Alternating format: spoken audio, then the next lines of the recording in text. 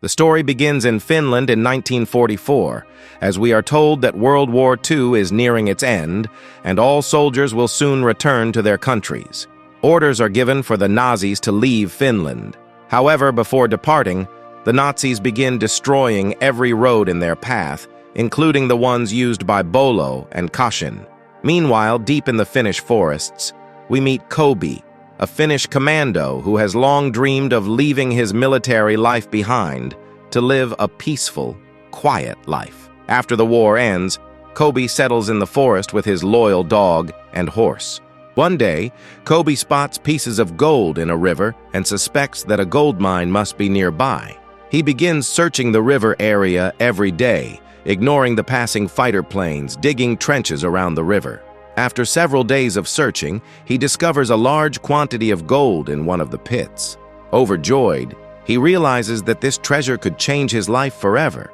Kobi takes the gold and hides it in his tent, staying awake all night to guard it, fearing someone might steal it. The next morning, he packs the gold into a bag, mounts his horse, and sets off, followed by his dog. After several hours of traveling, the Nazi General Bruno and his soldiers appear in his path. Bruno commands a powerful tank and is notorious for abducting Finnish women, treating them cruelly. At this point, a soldier named Wolf assaults one of the women. Kobi ignores the other soldiers and steps forward. Wolf approaches Bruno and raises his weapon against Kobi, but Bruno stops him, declaring that this man is destined to die anyway. As the group stayed behind, Kobi continues his journey and comes across numerous corpses. The Nazi soldiers eventually leave the country after killing everyone in their path, but Kobi pays little attention to the bodies, as he too has taken many lives during the war. Shortly after, Kobi encounters a truck filled with Nazi soldiers. They order him off his horse and search his bag, discovering the gold he possesses. They immediately plan to take the treasure for themselves and kill Kobi. Realizing their intentions, Kobi commands his dog to flee first. As the dog escapes, one of the soldiers fires at it, but it survives and runs away. Then, another soldier tries to capture and strike Kobi, but Kobi draws his knife and kills the soldier instantly with a blow to the head. Other soldiers attempt to retaliate, but Kobi moves swiftly, using his knife to defend himself. He even uses a fallen soldier's body as a shield against gunfire, then kills another soldier by striking him on the head with a helmet. Meanwhile, another soldier tries to attack Kobi from behind, but Kobi breaks his arm and shoots him dead. Hearing the gunfire, Bruno and his men rush back to investigate, only to find that Kobi has vanished. Bruno notices that one of his soldiers is holding a piece of gold, realizing that the elderly man, Kobi, is responsible for killing his comrades and possesses a large amount of treasure. Bruno immediately decides to pursue Kobi. Soon after, Kobi appears on the road. Bruno attacks him with his tank, but Kobi spurs his horse to greater speed, narrowly escaping the assault. Kobi then reaches a minefield where the Nazi soldiers had hidden several explosives. Bruno arrives as well, but he prevents his men from firing, laughing as he watches, confident that Kobi will trigger an explosion. Kobi's horse steps on a mine, causing a blast that injures Kobi and kills his horse. Moments later, Bruno approaches the scene and sees Kobi placing the gold in his bag. He watches him closely. Initially, Kobi hesitates to enter the minefield to retrieve the gold, waiting cautiously. But when Kobi lifts the gold, without hesitation, Bruno ordered his soldiers to attack Kobi, but Kobi was prepared. He grabbed a stone along with the gold and threw it onto a landmine, triggering a massive explosion that filled the area with thick smoke. Kobi used the cover of the smoke to vanish from sight. The Nazi soldiers began firing into the smoke, trying to hit Kobi, but he used the body of a fallen soldier as a shield. Shortly after, Bruno sent one of his men to locate Kobi, but the soldier accidentally triggered another mine and was killed instantly.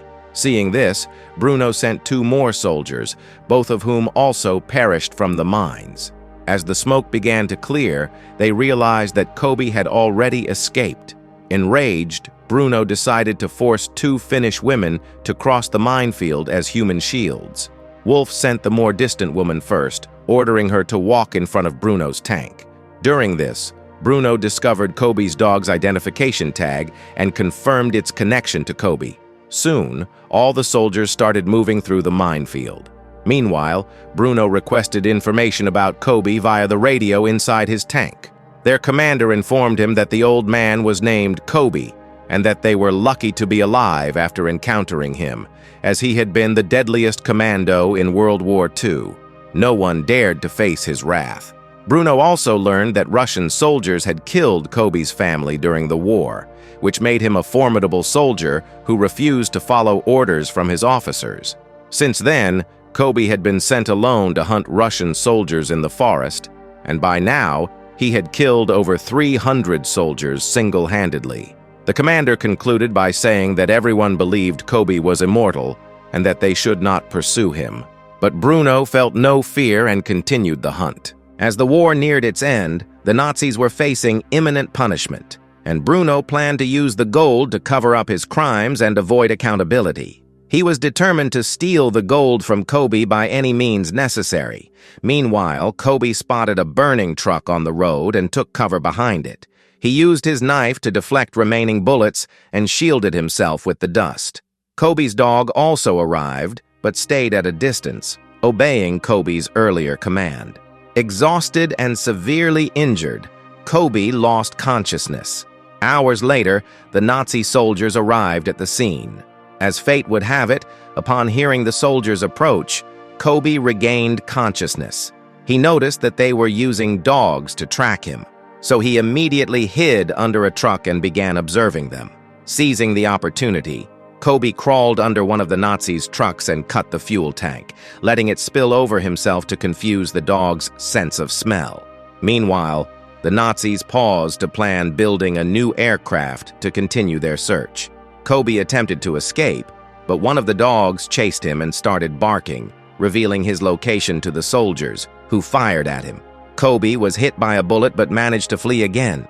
Bruno then sent all his dogs after him, forcing Kobe to use smoke and fire as a distraction before jumping into a nearby lake. The soldiers fired at him, but Bruno ordered them to stop, waiting for Kobe to emerge from the water. Kobe stayed submerged for a long time, and when he finally surfaced, the soldiers immediately opened fire again, forcing him back underwater. Bubbles appeared on the water's surface, making everyone believe that Kobe had died. Bruno sent 3 soldiers to search for the gold in the lake. During this, one soldier tried to catch Kobe's dog, but Kobe attacked and killed the soldiers with his knife, causing more bubbles to rise to the surface. Bruno continued sending more soldiers, but each attempt ended in failure and shock.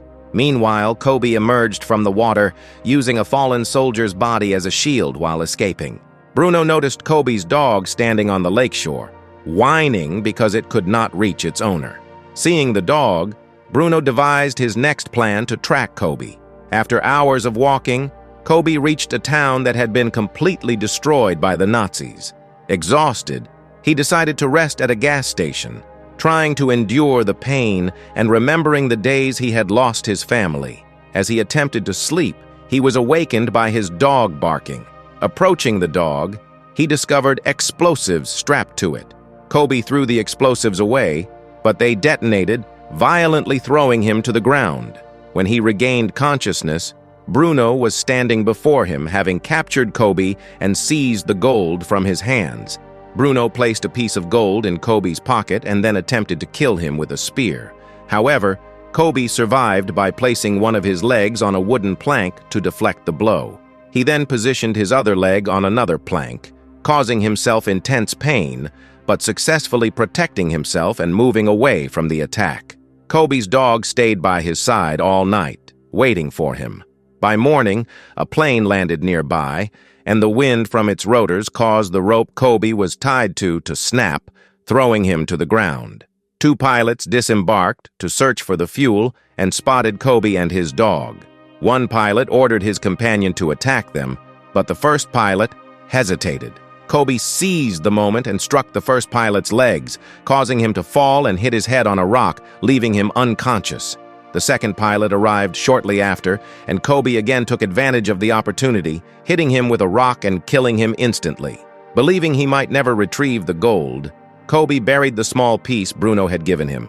However, when he noticed the second pilot moving, he realized the man was still alive. Kobe then devised a plan using the plane to confront Bruno and recover the gold. He first removed all the metal pieces and secured them to the plane with wires, frightening the pilot. Leaving his dog aside, Kobe boarded the plane to hunt down Bruno. Meanwhile, the Nazis spotted a crashed plane. Wolf was sent to investigate and found the pilot dead. He also noticed the rope Kobe had used to escape and realized that Kobe was still alive and had returned for revenge. Bruno, recognizing the immense danger Kobe posed, immediately ordered his soldiers to withdraw. Later, 2 soldiers were traveling in a truck with Finnish women discussing Kobe. A woman named Anu overheard and laughed, telling them that Russian soldiers had attempted to kill Kobe, but none had succeeded, as he always survives and finds his enemies to eliminate them. She also explained that in Finnish, Kobe is nicknamed Sisu, which means the brave. Excited by the thought, Anu was overjoyed, believing the soldiers would be killed by Kobe. Suddenly, Kobe grabbed one of the soldiers and threw him to the ground. When another soldier tried to escape from the truck, Kobe pulled him out and slammed him under the tank, killing him instantly. Anu attempted to take the weapon from the fallen soldier, but Kobe entered the truck and saw the Finnish women. Realizing that the Nazis had kidnapped them and that they were all innocent, he handed the weapon to them. Kobe then climbed onto the roof of the truck and forced the driver to fall so he could take control of the vehicle to aid him. As Kobe approached the tank, the soldiers inside grew suspicious. The women used the corpses of the dead soldiers to conceal the truth. Kobe then maneuvered the truck close to another vehicle, opening fire on the remaining soldiers and killing all of them, including the driver, who fell with the truck onto the road. Elsewhere, Kobe attempted to break through the tank gate, but Bruno threw a rock at the tank, knocking Kobe to the ground. Wolf saw this and dismounted to attack Kobe, but Kobe quickly got back up and fought him, and both fell to the ground during the struggle. Inside the tank, only Bruno and a soldier named Schatz remained. Schatz attempted to escape to save his life, but before he could kill Kobe, 2 people on a motorcycle arrived. Recognizing Kobe, they fled immediately. Kobe left Wolf alive and commandeered the motorcycle to chase the tank, leading the soldiers to believe Wolf had been spared intentionally. Shortly after, the Finnish women took their revenge on Wolf. Meanwhile, Bruno encountered a pilot and considered escaping in a plane. The pilot informed him that the plane could carry only 1 person. Bruno killed his companion Schatz and boarded the plane alone. Suddenly, Kobe appeared and began shooting at the plane as it took off. He accelerated and caught up to the aircraft, using his bag to grab hold of it, while Bruno believed he had left Kobe behind. Quickly, Kobe managed to grab the plane's wheel and force a path into the aircraft, making his way toward the floor of the bomb compartment. Inside the plane, strange noises began to appear, but the pilot explained that the aircraft was old, which caused the sounds. However, Bruno became suspicious and decided to investigate, heading toward the bomb compartment. When he opened the door, Kobe leaped on him and attacked, sparking a fierce battle between the two. Although Kobe was severely injured, he refused to surrender. Bruno attempted to strike him with a metal strap, but Kobe grabbed the strap, tied it to a bomb, and sent it flying out of the plane along with Bruno, whose death was caused by the ensuing explosion. Kobe wanted to rest, but the plane shook violently and began to fall. He realized that the pilot had died during the fight with Bruno, leaving no one to save him. Clutching the gold, Kobe prepared himself for any danger ahead. Soon, the plane crashed into a swamp. At that moment, members of the Finnish unit and the Nazis approached, ready to attack. They quickly discovered, however, that the Finnish women had subdued Wolf, tying him up to prevent further harm. Meanwhile, Kobe emerged from the swamp, using his bag to aid his escape, and returned to the city. Ultimately, he went with his dog to a bank in Helsinki. Upon seeing Kobe, everyone was struck with fear, yet he calmly approached the counter, placed the gold pieces on the desk, and requested cash in exchange. And thus, this thrilling story comes to an end. old, ruthless man returning to his old family home. The house is still standing exactly as it was after the war and after the death of his family. Inside, Corpy comes across a photograph of his wife and his 2 sons. The sight of the picture overwhelms him with emotion, and he stands there silently, lost in memories of the life he once had. The story then shifts to a prison in Siberia, where a dangerous prisoner is brought outside under heavy guard. We learn that his name is Dronov, a man known for his violent past and his involvement in the destruction of entire villages and the killing of hundreds of civilians. His actions triggered a brutal revenge carried out by the Atomy Corporation, which resulted in the deaths of more than 300 Red Army soldiers.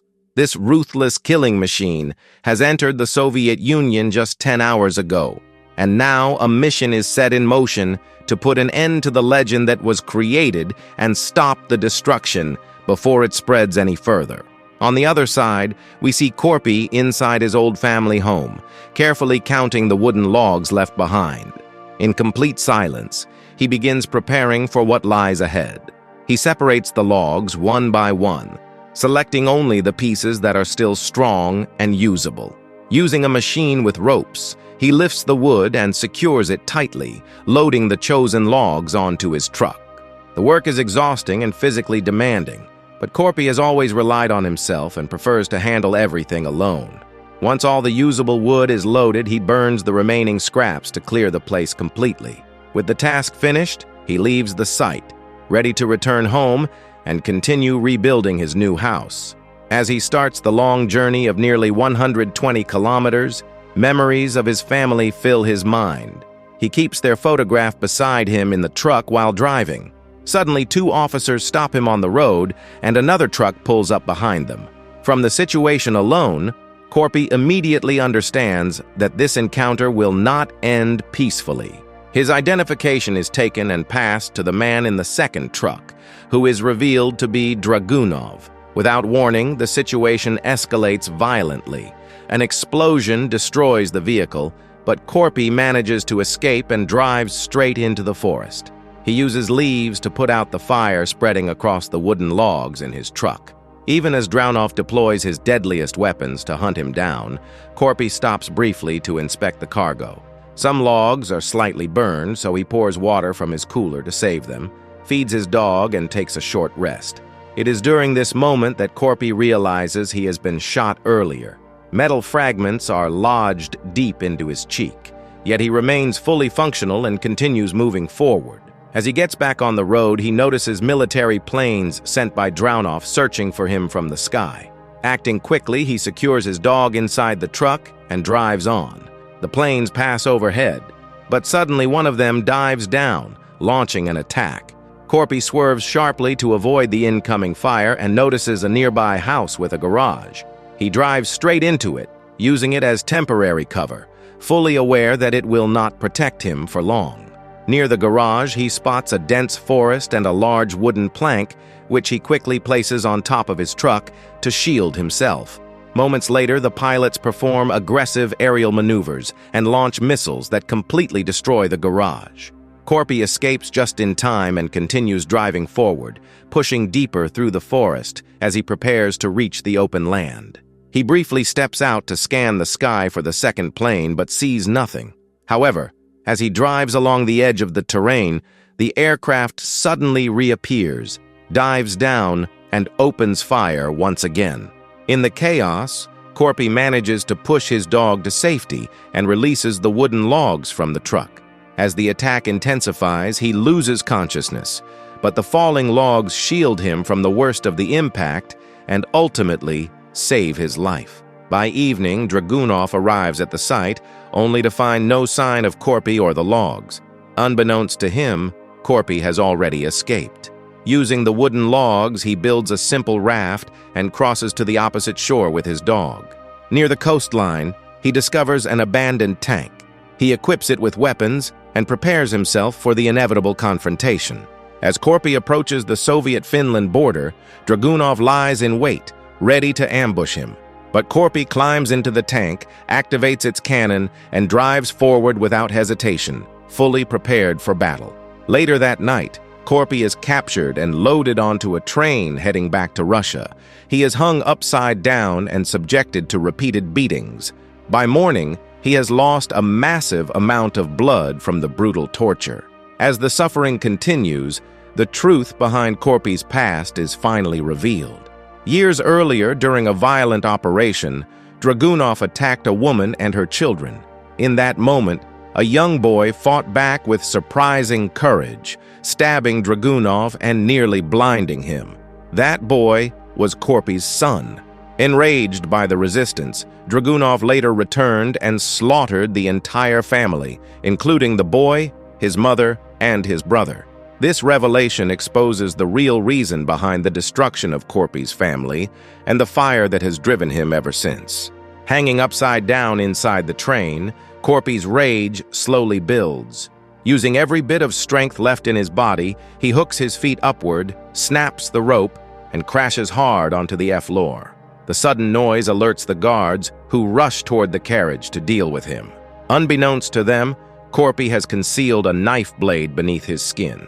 As one of the guards moves in to attack, Corpy strikes first, swiftly overpowering him and turning the situation in his favor. Seizing the opportunity, Corpy sneaks into another train car, where the wooden logs Dragunov had confiscated are stored. Moving silently, he notices a sleeping soldier nearby. When another soldier suddenly spots him, Corpy reacts instantly and eliminates him before he can raise an alarm, while most of the others remain asleep. Continuing forward with extreme caution, a bottle of alcohol is accidentally knocked to the floor, its sound echoing through the carriage. The noise begins to stir the soldiers, and the body behind them only adds to the chaos. Corpy quickly hides beneath the compartment, crawling forward as shards of broken glass cut into his body. As he moves, his hand is caught in a mousetrap, creating another sharp noise that wakes even more soldiers around him. Realizing he has been exposed, Corpy grabs his axe, climbs out of the compartment, and locks the door behind him to slow them down. Checking the next coach, he finds many officers already awake and alert. With no other option left, Corpy makes a split-second decision, climbs up and escapes onto the roof of the moving train.